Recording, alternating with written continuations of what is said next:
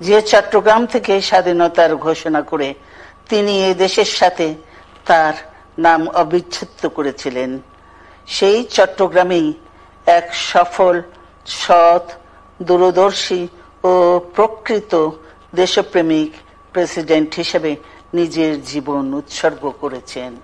এদেশে গণতন্ত্র, স্বাধীনতা, সংবাদপত্র ও বিচার বিভাগের স্বাধীনতা, স্বনির্ভরতা ও উন্নয়ন এবং নিজস্ব জাতীয়তাবাদ সৃষ্টির অনন্য রূপকার শহীদ জিয়া।